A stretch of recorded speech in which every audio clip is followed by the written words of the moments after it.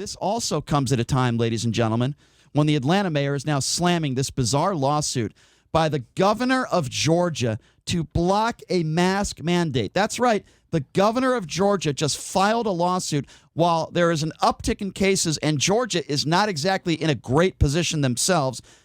Now, there's a lawsuit being filed by the governor of Georgia because he doesn't want people to have to wear masks. So my question is, how can you defend that as well? Brian, have you ever been to Georgia in the dead of summer? This mandate, Georgia in the dead of summer with the heat and the humidity is absolutely suffocating, and that's without a mask. Okay, so it's hot here. It's hot and humid there.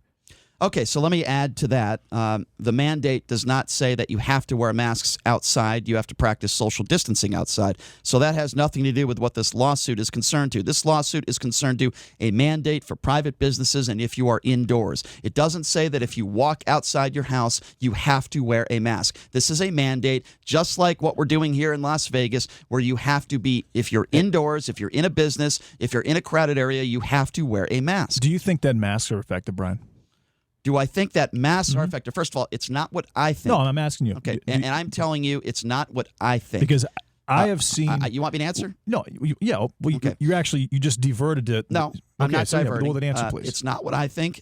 I am listening to the scientists and the doctors and the tons of data on masks. And if you have something, there is overwhelming evidence that if you have something, there is a lesser chance that if anyone is anywhere around you, that it will help not spread this virus. There is overwhelming evidence. So I am seeing everywhere I go in Las Vegas, you cannot walk into a gas station, you can't walk into a grocery store, you can't walk into a restaurant, and I have seen people wearing masks every single day for the last 3 weeks. That's here, and we're in the red zone. We had 1,500 cases in Nevada yesterday. We also have something called the Las Vegas Strip that opened up. Our infection, and there's only been, I think, 246 cases from there, and half from California. That's not true. No, 46% are from California. No, that is true. Okay, so here's the deal with the Strip cases and all that sort of stuff.